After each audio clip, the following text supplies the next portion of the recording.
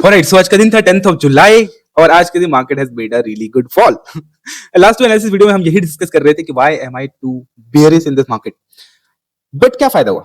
I am still in loss of 10,260 rupees. So despite of having the right view, having a really good entry, still I made a loss. Well, इसका reason मैं आपको बताऊंगा और अगर आपने analysis video नहीं देखा है तो क्यों देखना चाहिए मैं आपको वो भी बताता हूँ। और इनफैक्ट दो एनालिसिस वीडियो का पहले वाला जो वीडियो मैंने डाला था 1.5 घंटे का सेशन है, पिछले दो वीडियो में भी बोल चुका हूं, इसमें भी बोल रहा हूं, अगर आपने वो वीडियो नहीं देखा है then you must watch that particular video, क्योंकि उसमें कुछ बहुत इंपॉर्टेंट कंसेप्ट हमने डिस्कस करे हैं। फोर्सेस के बारे में बात करी है जो रिस्पॉन्सिबल होते हैं मोमेंटम के लिए, एंड हमने कुछ बहुत ही अच्छे मार्केट स्ट्रक्चर के बारे में बात करा है जो कि जनरली बहुत बड़े पोटेंशियल ट्रेड के लिए रिस्पॉन्सिबल होते हैं। तो if you don't want to miss that you must watch that video, and if you don't want to let it go. Well, हमारा ये पोजीशन किस बेसिक्स पहले मैं बताऊं कि क्यों लॉसेस हुए, राइट?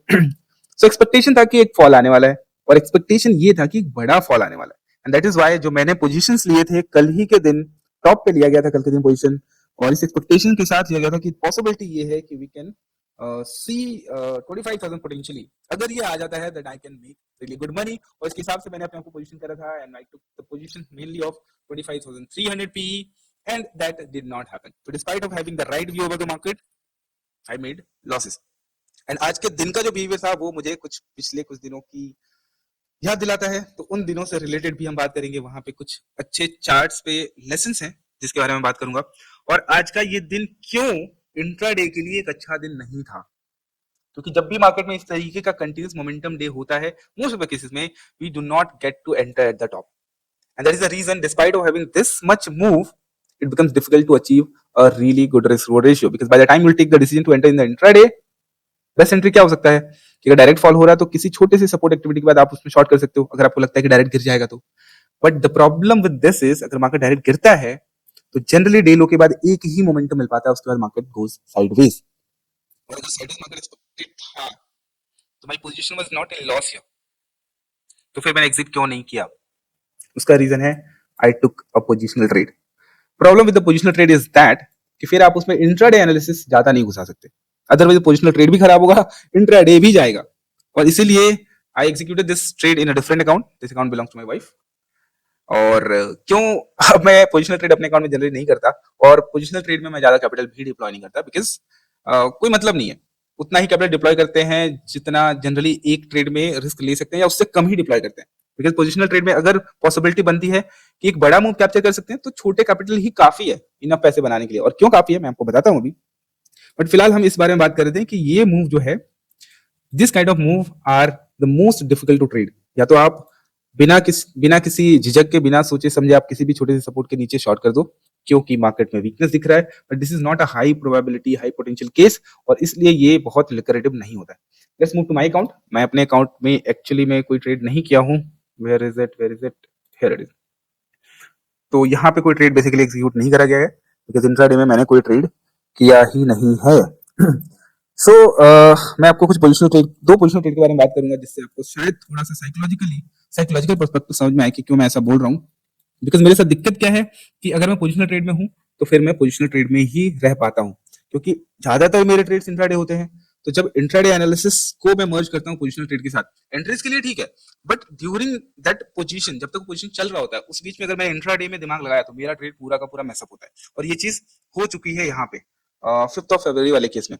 उससे पहले हमने पोजिशनल ट्रेड लिया था 16th ऑफ दिसंबर को, जिसमें 1 लाख रुपए का कैपिटल डिप्लॉयड था, जिसमें made approximately 8 lakh rupees, but वो पैसे भी मैंने गवाए थे, मतलब मोस्ट ऑफ द अमाउंट मैंने लूज करे थे, सारे नहीं लूज करे थे, बिकॉज ये पहला पोजिशनल ट्रेड था that work really well, but my expectation was not right. मैं ये भी दिखाऊंगा आपको कितना बना था, कितना लॉस हुआ, और यहाँ पे भी दिखाएंगे। यहाँ पे भी बहुत ही अच्छी एंट्री करी थी मैंने, बट इस बीच में जो हरकतें करी है मार्केट ने उसने मेरे दिमाग की बैंड बजा दी थी, and finally I exited my position with a small loss, some loss. And उसके बाद मैंने जो भी मूव कैप्चर करे यहाँ पे वो इंट्राडे में ही कैप्चर करे थे, बट इंट्राडे में कैप्चर करने का डिसएडवांटेज क्या था कि जो बेस्ट मूव था वो मैंने मिस करा, क्योंकि ज्यादा बड़ा पैसा वो लास्ट मूव में ही आता है, वो लास्ट मूव में ही आता है। अगर पोजिशनली मैं out of the money trade कर रहा हूँ तो जनरली फर्स्ट 3 डेज उतना ज्यादा प्रॉफिट दिखता नहीं है, बट 4th और 5th day actually game change होता है। बट तब तक मैं मेंटली एग्जॉस्ट हो गया था। यहाँ पे क्यों एग्जॉस्ट हुआ था वो समझ में आएगा, बट यहाँ पे ऐसा नहीं था। यहाँ पे जो पोजीशन लिया गया तो पहले दूसरे तीसरे दिन तक थोड़ा ठीक प्रॉफिट में था, और चौथे और पांचवें दिन में एक्चुअल प्रॉफिट बना, बट यहाँ पे ऐसा नहीं हुआ। और हाँ, पीएनएल दिखाने का ये पर्पस बिल्कुल नहीं है कि मैं ये बता रहा हूँ कि मैं बहुत पैसे बनाता हूँ, नहीं, आई am still not a profitable trader, तो वो पर्पस बिल्कुल भी नहीं है। बट या थोड़ा इंटरेस्टिंग आपको लगेगा ये समझने में कि क्यों this becomes difficult. So the time was 16 December to 20 December, so 16th December to 20th December, Feno, and this is how the PNL looks, 8,02,000 rupees. And look at the brokerage, 3,000 रुपए से भी कम। So this is what the advantage of going positional trade, अगर आप एक अच्छा move capture कर पाते हो जिसमें कुछ प्रॉफिट हमने पोजिशंस थोड़े बहुत स्विच करके एडजस्ट करके, तो पहले 22,000 बुक हो गया था, फिर 22,000 बुक हो गया था, और फाइनल प्रॉफिट हमने फ्राइडे को ही बुक किया था, which is 34,000, in total it was 8 lakh rupees. But this was my first positional trade, and I was so blown out by this kind of achievement in the first positional trade. So उसके बाद मेरे expectations सही नहीं रहे, and I traded with the same mindset for the rest of these days, and I started losing because उसी mindset से trade हो रहा था, expectation बहुत बड़ा रखा गया था, and I started losing, and I'll show you till the next week what happened. Let's go to next Friday. I lost most of the profits. And then I came back to my sanity. I get back into what we say intraday trades, और थोड़े छोटे पैसे बनाने के चक्कर में रहे, फिर उसके बाद ज्यादा लॉसेस मैंने किए नहीं। आई थिंक नेक्स्ट 2 वीक्स में अगर हम देखें तो ओके, आई वाज समझ रहा हूँ उसके आसपास ही था, तो 2-2.5 वीक में। बट ओवरऑल आउटकम क्या हुआ, खराब हो गया, because I kept on switching between positional intraday, ये सारी चीजें बहुत हुई, so that affected me a bit. But फिर भी मैंने यहाँ पे एक बड़ा पोजिशनल ट्रेड प्लान करा था फ्रॉम 5th February टू ये मूव कैप्चर करने के लिए, बट मैं यहाँ पे निकल चुका था। तो यहाँ का पीएनएल अगर देखेंगे, सो यहाँ पे आपको इंटरेस्टिंग चीजें दिखेंगी। फिर हम टेक्निकल पे भी आ रहे हैं, डोंट वरी, टेक्निकल पे भी आ रहे हैं, यहाँ पे बहुत ही इंटरेस्टिंग बातें हैं समझने वाली। पहले मैं आपको दिखाता हूँ 7th to 17th February, फेनो अगर हम जाते हैं तो we can see 4.62 lakh, but आपको दिखेगा कि I made a loss of 60,000 on the first day, and on the next day I started to make money, which is sorry okay, 68,000 I made on the next day. I made on 1,21,000, then 46,000, then 1,06,000, then 1,17,000, and then 1,03,000। तो ये जो profits आपको दिख रहे हैं ये सारे intraday वाले प्रॉफिट है। ये जो लॉस दिख रहा है ये आपका पोजिशनल ट्रेड में किया हुआ लॉस दिख रहा है, दिस लॉस। और आई डिप्लॉयड अप्रोक्सीमेटली 1 लाख रुपीज, जिसमें 60,000 का लॉस मैंने इस दिन ले लिया था, क्योंकि बहुत पीएनएल फ्लक्चुएट हुआ था, उसके बाद मेरे को लॉस यहाँ पे लेना पड़ा। अब यहाँ पे इंटरेस्टिंग बात क्या है, given the market made no fluctuation during this positional trade, मतलब यहाँ पे कोई ज्यादा पीएनएल फ्लक्चुएशन नहीं हुआ, थोड़ा थोड़ा प्रॉफिट बढ़ ही रहा था इन तीनों, बहुत ज्यादा नहीं था। And main profit came on the 4th and the 5th day, क्योंकि मैं 5th डे तक होल्ड कर पाया इजीली। क्यों? क्योंकि मेरा पोजीशन शुरू से ही पहले दिन से ही प्रॉफिट में चलता रहा है, प्रॉफिट में ही रहा, so it was easy for me to hold the trade, क्योंकि मेरा इनिशियल रिस्क भी बहुत ज्यादा नहीं था। I had made my mind कि मैं 50,000 के रिस्क पे ट्रेड कर रहा हूँ, so I can hold the trade till that loss. यहाँ पे भी सेम सिचुएशन था, यहाँ पे भी सेम सिचुएशन था। अब हम सीधा इस डेट पे चलते हैं, ताकि आज के बिहेवियर से रिलेटेड कुछ इंपॉर्टेंट इन्फॉर्मेशन समझ में आए, और फिर किस तरीके से ट्रेड किया गया था और क्या डिसएडवांटेज है अगर हम इंट्राडे में ट्रेड कर रहे हैं तो।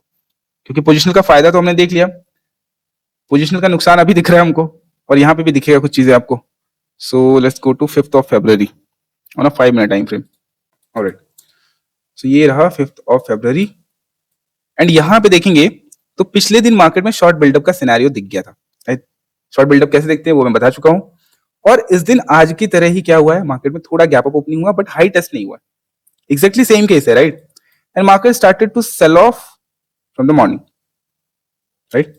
मॉर्निंग से यहाँ पे सेल ऑफ होना शुरू हुआ, डे लो तोड़ दिया इसने, उसके बाद पूरे दिन का मोमेंटम देखो कितना ज्यादा गंदा है। और इसीलिए इस तरीके के सेलिंग में जब तक मार्केट वापस से हायर लेवल पे नहीं आता, तब तक आपको अच्छा मूव, सस्टेनेबल मूव नहीं मिल सकता।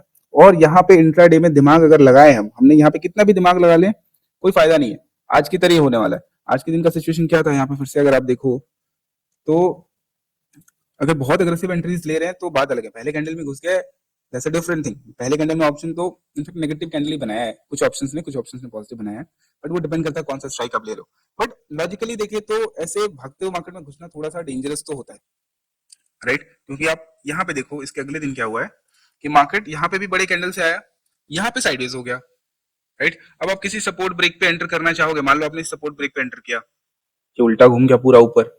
और फिर यहाँ पे एक दूसरा कंसेप्ट है जहाँ पे क्यों हम पहले रिट्रेसमेंट के ऊपर क्लोज होने के बाद ही एक अच्छा मोमेंटम ट्रेड मिलता है, ये बातें शायद आपको याद होंगी, हमने डिस्कस किया हुआ कभी ना कभी। बट एक्चुअल ट्रेड कहाँ बना? यहां से बना, यहां से। I was in a positional trade, right, I was in a positional trade. और यहाँ पे देखेंगे तो यहाँ पे सबसे ज्यादा मैसअप हुआ है। आई थिंक हम 7 से ही देख रहे थे, राइट? 7 से, हाँ 7 के पहले देखते हैं ना, एक्चुअली 5th से देखते हैं, तो आपको यहाँ पे प्रॉफिट कम होता हुआ नजर आएगा। क्या है, हम 5th से 17 तक क्यों दिख रहे हैं? Okay, so this was the day जहां पे पोजिशनल ट्रेड लिया गया था, 5th फरवरी। ओके, सो 5th को द लॉस वाज 3700, 6th को the loss was 24000 and 7th को एक्चुअल में जो सबसे बड़ा लॉस हुआ वो 60000 का लॉस हुआ। राइट राइट राइट राइट, हाँ। तो यहाँ पे ज्यादा मूव, डायरेक्शनल मूव हुआ है, बट ज्यादा प्रॉफिट लॉस में फ्लक्चुएशन नहीं हुआ, राइट। अगले दिन मार्केट में फॉल आ गया, तो इस दिन भी बहुत ज्यादा फ्लक्चुएशन नहीं हुआ मेरे अगेंस्ट। बट इस दिन क्या हुआ, 3 दिन बीत चुके थे। फर्स्ट मार्केट यहाँ पे तो बहुत पेनल फ्लक्चुएट हुआ, बट यहाँ पे बहुत अच्छा प्रॉफिट आया। That entire profit wiped out and I went into a loss of approximately, मुझे लगता है 60-70,000 तक के लॉस में मैं गया रहूंगा। And then again market brought me into profit of close to 60-70,000 and then again went back in break even और लॉसेस। फिर मेरा दम भाई टूट गया, फिर मेरी हिम्मत टूटी। भाई इतना फ्लक्चुएशन हम नहीं झेल सकते पोजिशनल ट्रेड में, क्योंकि इंट्राडे में अपॉर्चुनिटीज दिख रही थी, बट मैं एग्जीक्यूट नहीं कर पा रहा था, क्योंकि मेरे साथ ये इशू है कि मैं पोजिशनल हूं तो फिर मैं इंट्राडे लॉजिक्स पे एक्ट नहीं कर पाता हूँ, राइट। ये मेरे साथ प्रॉब्लम होता ही होता है, और इसलिए यहाँ पे मैंने गिव अप करा। एंड देन जो भी मूव्स मैंने कैप्चर करे हैं, all those moves were captured in intraday only.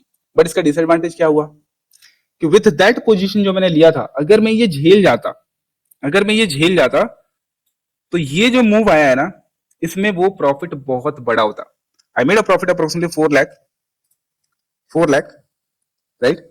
But ये 4 लाख के प्रॉफिट बनाने में यहाँ पे कैपिटल डिप्लॉयमेंट 1 लाख का नहीं है, क्योंकि इंट्राडे में फिर हम छोटे कैपिटल से नहीं कर रहे होते, थोड़ा सा ज्यादा कैपिटल से करते हैं। तो if you compare with the capital, obviously capital size was more, but risk ऐसा नहीं कि बहुत ज्यादा ले रहे थे, ऐसा नहीं था कि रिस्क बहुत ज्यादा ले रहे थे, बट रिस्क डेली ले रहे थे, राइट। इंट्राडे में डिसएडवांटेज क्या है कि हम डेली रिस्क ले रहे होते हैं, बट पोजिशनल में हम क्या करते हैं, एक बार रिस्क लेते हैं और बड़े मोमेंटम आने पे बड़ा पॉइंट कैप्चर होता है। बट आपको उसके लिए साइकोलॉजिकली रेडी रहना पड़ेगा, वो एक्सेप्टेंस होना चाहिए इस बीच के वोलेटिलिटी को हैंडल करने के लिए, जो कि बहुत मुश्किल होता है, इतना आसान नहीं होता है। और बहुत कम सिचुएशंस होते हैं जहां पे इस तरीके के कंटिन्यूस मोमेंटम आते हैं, लॉट ऑफ केसेस जहां पे नहीं आते हैं। इनफैक्ट इसी वजह से ये मूव, यहाँ पे भी मैंने पोजिशनल ट्रेड लिया था यहाँ पे भी मैंने पोजिशनली शॉर्ट करा था मैंने यहाँ पे। This is where I shorted positionally again, but इस fluctuation I gave up and I miss this move, क्योंकि मैं पोजीशन लिया था बट उसमें बैठ नहीं पाया। क्यों? क्योंकि फ्लक्चुएशंस बहुत है बीच में। तो इसलिए मुझे समझ में आ गया भाई कि मेरा माइंडसेट पोजिशनल ट्रेड्स के लिए नहीं बना है। पोजिशनल ट्रेड्स में मैं तभी बैठ सकता हूं जब मेरे को कंटिन्यूस मोमेंटम मिले और डिप्लॉयड कैपिटल बहुत छोटा हो, राइट। तो ये इश्यूज आते हैं, साइकोलॉजिकल इश्यूज आते हैं जब आप फंस जाते हो पोजिशनल और इंट्राडे के बेसिस में। तो you have to make it very clear कि आप अगले कुछ दिन पोजिशनल करने वाले हो या कुछ दिन इंट्राडे करने वाले हो। एंड मैं ज्यादातर केस 90% ऑफ द केसेस में, 90-95% ऑफ केसेस में मैं इंट्राडे ही करने वाला हूँ। बहुत रेयर केसेस होंगे जहां पे मैं पोजिशन के बारे में सोचता हूँ या सोचूंगा।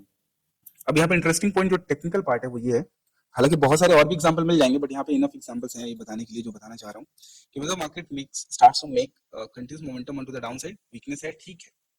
गैप अप के बाद कंटिन्यूएशन हो रहा है और डायरेक्ट कंटिन्यूएशन हो रहा है, it will not give you enough momentum. तो अगर आप इंट्राडे में इस मूव को नहीं कैच कर पाए तो उस दिन आप गिव अप कर दो मार्केट से, दैट्स द बेस्ट थिंग। मतलब आप, मैं कौन होता बोलने वाला, बट मैं गिव अप कर दूंगा उस दिन। I will not take a trade on that particular day. इस मूव में फंसने से अच्छा है कि दूर रहो।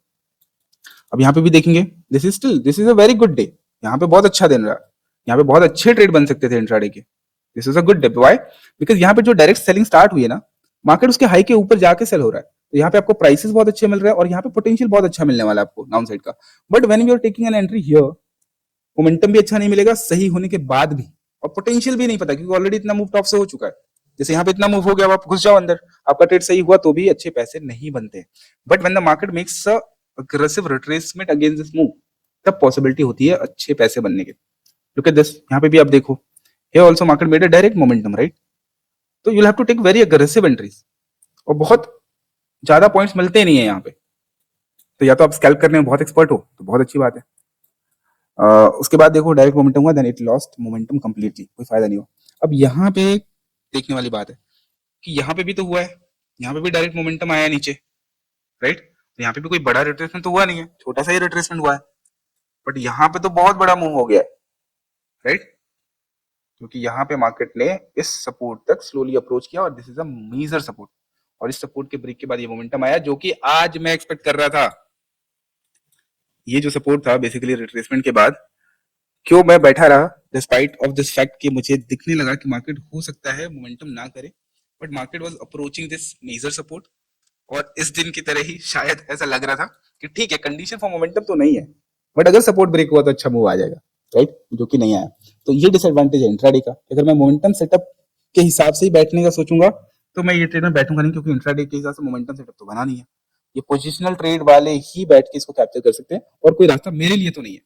बिकॉज मुझे याद है इस दिन भी जो पोजीशन साइज से मैं ट्रेड कर रहा था, I was having a very good position size here, यहाँ पे, but the moment I saw this move, I booked more than half of the quantity, and when it made another momentum, I booked another 50%, मतलब ज्यादातर quantity मेरे निकल चुके थे। I was not able to sit in this entire move, but अगर वो positional trade होता तो मैं बैठा रहता। तो this is what the thing is, you can not, मतलब आपके दोनों हाथ में लड्डू नहीं हो सकते। आप या तो पोजिशनल माइंडसेट से अपने आप को फोकस कर सकते हो, या तो आप इंट्राडे माइंडसेट से फोकस कर सकते हो। दोनों ही चीजों के एडवांटेज है, डिसएडवांटेज है। It all depends your personality type. Because कुछ दिन पहले मैंने और आदित्य ने एक कॉमन सेशन कंडक्ट करा था कुछ लोगों के लिए। So there was this this thing कि पोजिशनल और इंट्राडे क्या सिचुएशन है। तो मेरा आंसर ये है कि both are good, both are great. It depends कि आपके लिए राइट फिट कौन सा है, एंड आई बिलीव मेरे लिए ज्यादा राइट फिट इंट्राडे ही है। बहुत रेयर केसेस में I am going to take positional trade, otherwise better है भाई कि नहीं करो।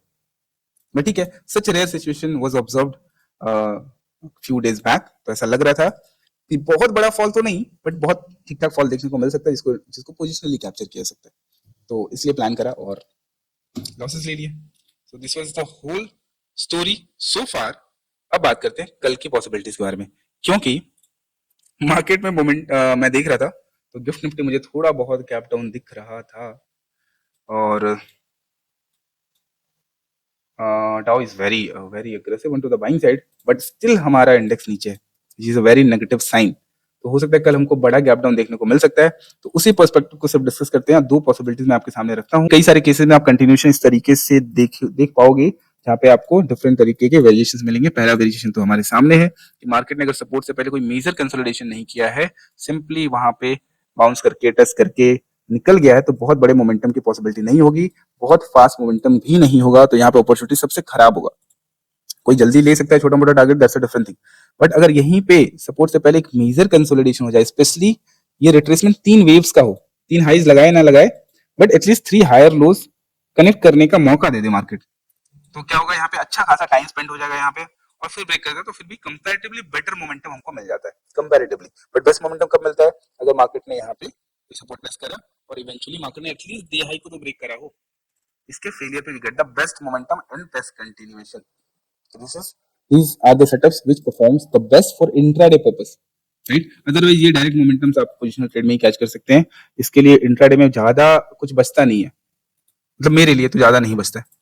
अब मैं आपको दो दो सेटअप बताता हूँ गैप डाउन के केस में, क्योंकि ऐसा लग रहा है कि गैप डाउन हो सकता है और मेजर सपोर्ट के नीचे हो रहा है, इसलिए शायद कंटिन्यूएशन भी हो जाए। बट अगर बहुत बड़ा गैप डाउन हो जाता है तो ऑलरेडी बहुत बड़ा मोमेंटम हो चुका होता है, उस केस पे मार्केट एक बड़ा रिट्रेसमेंट ट्रेड भी दे सकता है। इसलिए दो ही सिनेरियोज मैं यहाँ पे डिस्कस कर रहा हूँ कि या तो मार्केट बड़े गैप डाउन के बाद एक बड़ा रिट्रेसमेंट देगा, या तो एक बड़ा कंटिन्यूएशन देगा। तो कंटिन्यूएशन के लिए दो बिहेवियर और रिट्रेसमेंट के लिए दो बिहेवियर, दो तरीके के सेटअप बन सकते हैं। पहला हम कंटिन्यूएशन की बात करते हैं।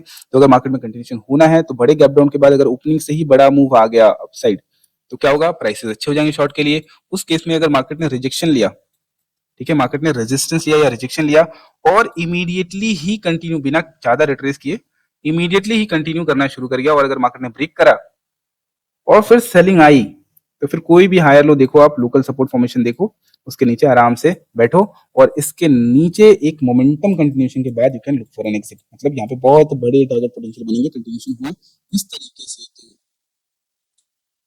दूसरा तरीका क्या है कि मार्केट रेजिस्टेंस क्रिएट करे, बाइंग साइड जाए और हाई तक ना जाए और सेल होना शुरू हो जाए। उस केस में भी आपको किसी न किसी हायर लो के फॉर्म में या साइडवेज बिहेवियर के बाद कंटिन्यूएशन मिलेगा, बट इसमें आपको उतना मोमेंटम नहीं मिलेगा जितना इस केस में मिलेगा, क्योंकि यहाँ पे एक ट्रैप इन्वॉल्व हो जाएगा। दूसरा तरीका क्या है कि अगर मार्केट गैप डाउन खुल के पहले सेलिंग साइड ही जाता है, पहले सेलिंग साइड ही जाता है, बट तुरंत सपोर्ट क्रिएट करने के बाद मार्केट अपने रिट्रेसमेंट को कंप्लीट करता है। मतलब सेलिंग साइड गया, हायर हाई लगाया एंड देन नीचे लगा के वापस ऊपर ही चला गया, तो वी कैन से कि मार्केट नीचे गया और इमीडिएटली रिट्रेस कर गया, फिर ऊपर रिट्रेसमेंट भी दे दिया मार्केट ने। अब इसके बाद जो सेलिंग आएगा, अगर इसमें कुछ स्ट्रेंथ दिखता है, स्ट्रॉन्ग कैंडल्स दिखते हैं, तो फिर यहाँ पे अगर लोकल सपोर्ट बनता है तो उसके ब्रेक पे भी you can get the similar kind of momentum on to the down side, अच्छा मोमेंटम मिल सकता है। बट बाइंग साइड का ट्रेड कब बनेगा? सेम सिचुएशन, अगर मार्केट पहले नीचे जाता है और सपोर्ट क्रिएट करके अगर ये कंप्लीट करने के बजाय अगर इमीडिएटली नीचे कंटिन्यू कर देता है, मतलब ऑलरेडी गैप डाउन है और नीचे गया है और सपोर्ट क्रिएशन के साथ मार्केट कोई भी वैलिड ब्रेकडाउन का सिचुएशन क्रिएट नहीं करता, मतलब बहुत लंबा साइडवेज भी नहीं जाता है और छोटा सा सपोर्ट जैसे ही टिकता है इमीडिएटली ब्रेकडाउन भी कर देता है, तो ऐसे केसेस में इस तरीके के सेलिंग मोमेंटम के सस्टेन होने की प्रोबेबिलिटी बहुत कम हो जाती है, क्योंकि मूव बहुत बड़ा ऑलरेडी हो चुका है। तो ऐसे केसेस में जैसे ही कोई नेगेटिव कैंडल के ऊपर मार्केट निकलता है, मार्केट वहां से डायरेक्ट स्ट्रॉन्ग मोमेंटम दे देता है। तो अगर आप अग्रेसिव एंट्रीज में बिलीव रखते हो तो यहाँ पे एंटर कर सकते हो, बट एग्जिट के लिए क्या है कि इसका कंटिन्यूएशन भी होता है, इसका कंटिन्यूएशन भी होगा। तो अगर यहाँ पे आप एंट्री कर ही रहे हो, रिस्क ले रहे हो, तो इधर एग्जिट करने की जरूरत नहीं, you need to wait for the momentum continuation. And those who believe in conservative entry, वो इस मूव को छोड़ दें और यहाँ से रिट्रेस करके मार्केट बाइंग साइड जाए और फिर रिजेक्शन में नीचे ना जा पाए, तो फिर आपको ये फाइनल मोमेंटम जो कि बेस्ट मोमेंटम होगा उसमें आप पार्टिसिपेट कर सकते हो रिट्रेसमेंट ट्रेड के लिए। तो ये एक सेटअप हो गया रिट्रेसमेंट के लिए। दूसरा सेटअप रिट्रेसमेंट के लिए हो सकता है कि अगर मार्केट गैप डाउन के बाद बाइंग साइड ही जाता है, मान लो ये प्राइसेस इतने अच्छे हो गए कि यहाँ से एक्चुअल में बाइंग ही आनी है और बाइंग साइड ही जाना है, तो अगर सच में बाई हुआ है, पहला केस क्या हमने देखा कि अगर रिजेक्शन होता है और ऊपर ही पहले जाता है तो फिर नीचे का ट्रेड बनेगा। बट अगर मार्केट बाइंग साइड जाता है, सस्टेन करता हुआ दिखता है, बट जब रिट्रेसमेंट शुरू होता है तो कंटिन्यूअस रिट्रेसमेंट में चला जाता है और लो से पहले लोअर लेवल पे जाके कोई सपोर्ट सस्टेन कर ले, कोई रेजिस्टेंस क्रिएशन के बाद जब नीचे की तरफ मोमेंटम आएगा, उसके अगेंस्ट में जब बाइंग आएगा और नीचे नहीं जा पाएगा, तो वहां पे हमको फिर से बड़ा बाइंग वाला ट्रेड ही बनेगा। तो दो केसेस बाइंग के, दो केसेस सेलिंग के, दोनों सिमिलर मिलते जुलते हैं, इसलिए कंफ्यूजन हो सकता है। इसलिए मैं दोबारा आपको बताता हूं कि अगर मार्केट बाइंग साइड जाता है और इमीडिएट रिजेक्शन के बाद इमीडिएट अपसाइड कंटिन्यू करता है और फिर सेल आता है, फिर आपको सेलिंग साइड का ट्रेड मिलेगा। अगर बाइंग साइड जाने का रिट्रेसमेंट ही एक्सटेंड हो जाता है पहले, तो फिर सपोर्ट फॉर्मेशन के बाद जब रेजिस्टेंस क्रिएट होगा, साइडवेज होने के बाद जब ब्रेक करेगा, तो आपको ऊपर का ट्रेड मिलेगा। ये दोनों केसेस सिमिलर है, बट एक में सेलिंग एक में बाइंग।